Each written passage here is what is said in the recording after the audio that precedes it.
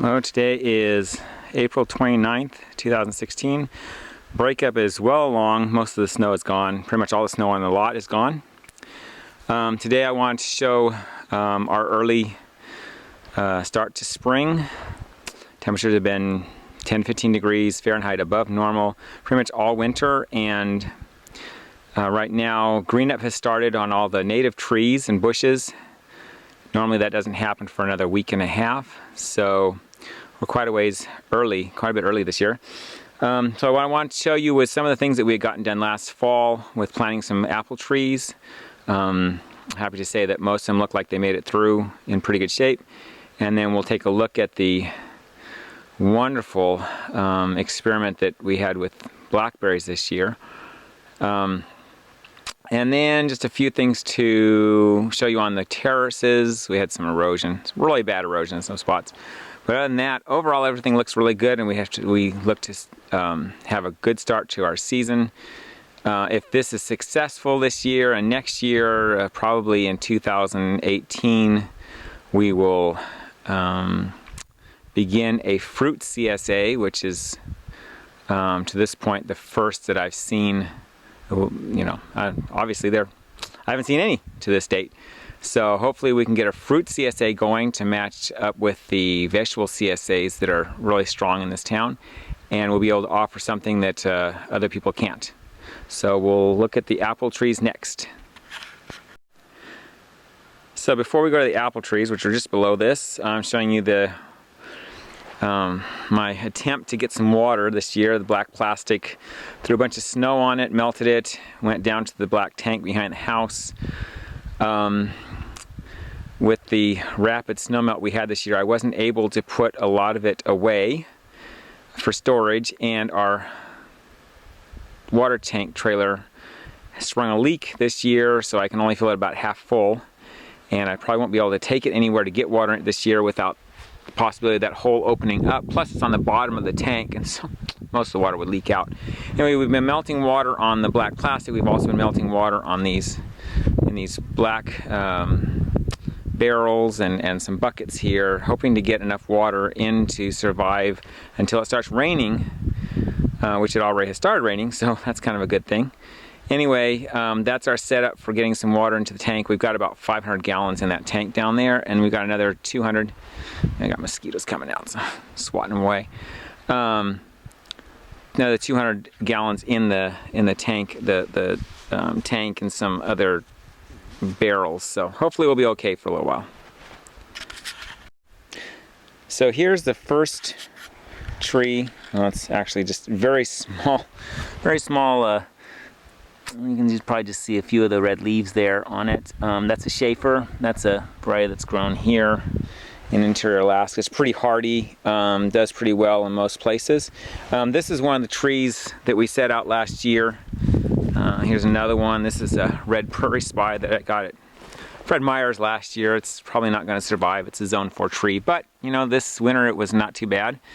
And you can see on the tip here the white emerging. I painted all these trees a couple of times last winter with plant skid, which is a dried blood meal, and that discouraged the moose from chewing on the trees, and it worked this year. Next year it probably won't. But anyway, the branches are all intact. There's lots of buds coming out on this tree, so it survived. This one and this one over here, which is another red prairie spy, were so root bound when I got them last fall, I didn't know if they would actually take. So we'll see how they do this year. I really tore into the root balls trying to get them out of the mess they were in. So we'll see if they take. These are trees in our newly emerging food forest, which right now is more like a grassland with some trees on it. But we'll get it there, I'm sure. This is the State Fair. These are Minnesota trees. They're not quite as hardy as like the Schaefer and things like that. But this one suffered damage last year, but you can see that there's some buds coming out down here. That was where it was damaged last year, I think in shipment, because the whole top of this is dead. But below that, looks pretty good. Got an oriole over here. And this one's budding out. You can see this bud right here is getting fuzzy. It's pushed past the the dried blood we brushed on, and it looks like it's budding out almost all the way to the tip. So that's really good. And then we have Norland over here, which is a bulletproof tree up, at least where I live. Up here, these things do real well. And they produce some pretty decent apples. Good for juicing, stuff like that. And then we have a yellow transparent up here. And this one maybe is budding out, I can't tell. Maybe, maybe not. But you got some down lower that are coming out down the base. So that's a yellow transparent, this really early apple. Unfortunately, most of the early apples are not keepers, so you can't hold them in cold storage for very long. Here we've got some, quite a few actually. These are these little things here. The kiwi berries that I planted last fall. Hopefully there's some males in there that survived. Here's our amaranthus grape that we've stuck in the ground because they didn't want to die. This is a seedling that I have had for a couple of years. It's doing pretty good. Then over there we've got some more little teeny tiny trees that we're trying to get established. We have a trailman, which is an apple crab cross that does fantastic. Produces some really tasty but small apples. Top of it's just starting to bud out. And down here we have a red star, which is a real early, but I think very tart apple. That's the one I tasted last year. They're really tart. So not the greatest for eating. But anyway, all right, next we'll go to the bramblery. Actually, first we'll stop at the currants and the blueberries. Okay, so here's some really good looking blueberry bushes and some not so good looking blueberry bushes. These here are Minnesota varieties, and you can see some of the leaves are actually, it looks like it's got flowers coming out of it too. So we've got some leaves coming, looking really good. A number of varieties, I can't tell you what they are for the most part, except this one's the North Country. Lots of wild blueberry flavor in those. They're fantastic. The others I have marked down someplace in the house, but I lost a piece of paper. So. And then up there's a little stake. You probably can't see it, but I got a little seedling black walnut tree. And then over here I have a Juneberry from last year that I got. Looking very nice. These things do real well up here. And they're certainly a substitute for blueberries because they don't require acid soil and they're much more tolerant of dry conditions. So now down here we've got our newest addition to the currant family, among others. This is a clove currant here. They're very hardy, and I'm hoping that this one will do well up here. Ben Sarek, which always leaves out. If you've seen some of my earlier postings on my blog, you'll see that this thing usually leaves out about 2 or 3 weeks before the last hard frost, and then the frost gets all the leaves and the flowers, and then it doesn't do anything. So I've had it in the ground for like 5 years, and and it's never done anything until last year. I got 2 whole berries off it. So it's not a great selection for up here. This is our wilder bush. It grows a little wild. It's got a few layered plants. I cut them off this year, so I'm going to dig them up, spread these out in the terraces. And then this is Consort, which I got years ago, but it's been so loaded with powdery mildew for several years after I got it that it didn't do anything. And now, last year it had no powdery mildew and I never treated it. So I think it's better. It's well now, hopefully. And this is in a white imperial. I never got any berries after I planted them. So we'll see how those do. Next we'll go down over to the bramblery. Okay, so we're over at the bramblery. Here is a big surprise this year. The moose couldn't find my Stanielsons, so they didn't get browsed back this year. And they are about 3 feet tall. And they've got some nice buds emerging on them. Actually, most of the canes have buds emerging on them. The other one of the 2 I've got, and nice looking canes. Look at the leaves coming out on those. I'm a little bit worried because tonight it's supposed to frost. It's only reaching about 52 today, but if it stays overcast, I don't think it'll get that cold. But these things are pretty hardy. They just get, the moose love them, the voles love them. So I've never had canes survive. This is definitely going to be a test year to see how late they flower and ripen, because they're so thorny I don't want to put anything on them to help them along. This is Black Diamond, fantastic this year. Here's the end of a 4 or 5 foot long cane. and there's green buds at all the right locations. The tip always dies back on these there because they are still growing when it freezes. And this one is not frost tolerant at all, so I will cover these heavily tonight with another layer of row cover. But overall, looks like a very nice possibility for a good crop this year.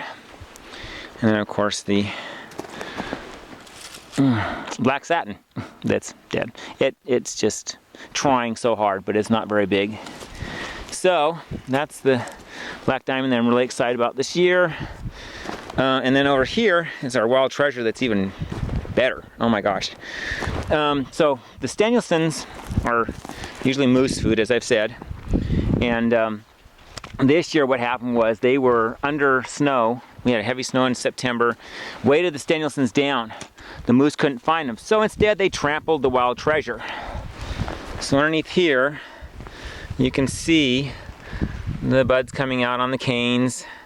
Here's the crown here. To this side, to the right side of the crown, she stepped, I think, right here. It broke all the canes and turned most of them brown, but only in this spot here and out to the end of the cane. So most of these canes over here are dead. She stepped right there. Because all the others on the other side, oh my gosh, I can't believe this. They are so green still. Normally they would be dying back. I think she stepped right there too because there's damage on multiple canes in one spot. But they are so green this year that I just can't believe it. Laterals even. I mean, usually the laterals, especially the basal laterals, they grow, but they end up dying back. And some of these laterals are in such good shape this year. With my treatment, which I'll try again next year and see if I get the same results. Might not be so good in a cold year. This year we were only down to minus 17 in November, and it never got colder than that. But anyway, that's a fantastic amount of buds on that one there. I'll go back and cover that up. So the only other one I wanted to show, I think at this point, was Metolius, which is a variety that we got a couple of years ago from a nursery in California, and haven't been able to get them in the ground, and the poor things have suffered in these bottomless pots. But this one here is green. That teeny tiny cane there is greenish red, and then it's got a few places where it's trying to bud out. So these just got put in the ground last fall. We'll see how they grow this year. It's going to take them 3 or 4 years to get settled. This one has some nice leaves coming out on it all the way up to there. And these are really small canes. I mean, they're very small. They're only 6 inches long. But that's because they didn't have any place to put their roots. So I think this year they're going to take off. And hopefully in 3 or 4 years, they will be at full size, just like the wild treasure, and about 14-foot long canes. And I think they are, from what I've seen when I've stored them over the winter, they seem pretty hardy. The canes seem pretty hardy as long as the roots stay wet. And so I'm thinking that while they're thorny, they're quite thorny, but the thorns are actually more like just prickles. They're not the nasty cat claw-like ones that come on the Stanielsons. I think they're actually going to be better for surviving the winter, I hope. And so then, next we'll go on to the terraces and show you some of the stuff that we've been growing out there. Okay, so we're on the terraces. I just realized the wind has come up, so I hope this isn't too hard to hear. We've got a mixture. We've got peonies that are just starting to come up, which is a little bit early for them.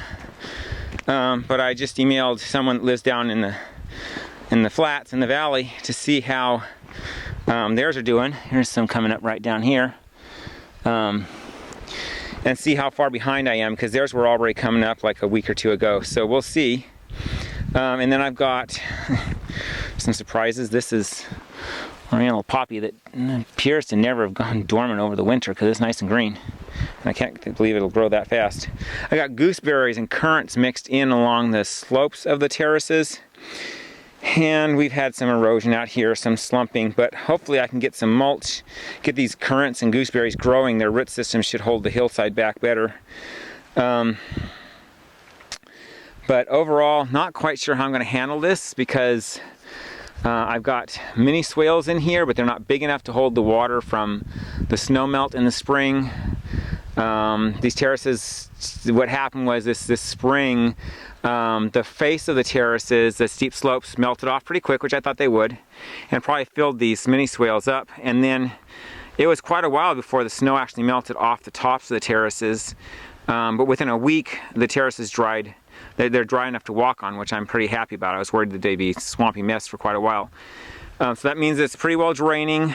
But up towards the road, this is the top terrace right there, and that's got a lot of dirt coming into it and a lot of water, which then caused over there a series of erosion gullies to form where the water was channeled down from the road. So what I want to do is I want to take this top terrace here and turn it into a swale, which will catch all the water, hopefully, that comes off the road and keep it there rather than allowing it to go down these terraces and wash them away until I can get them established.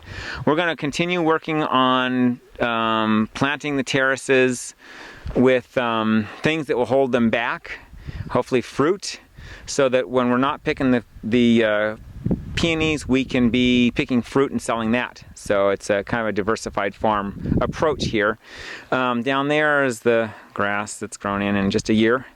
The mound of dirt and trees and roots that my neighbor has to move with his dozer, and we'll be planting grapes down there hopefully this year. And then over there we're going to go into the trees on that side with more of our food forest and probably some more peonies because we don't have nearly enough room for those. So anyway, that's it for today. We'll get you another video out, especially when those blackberries really start coming on. It's going to be exciting to see those. Hopefully I'll have them cascading from the trellis. That would be awesome. All right, talk to you later.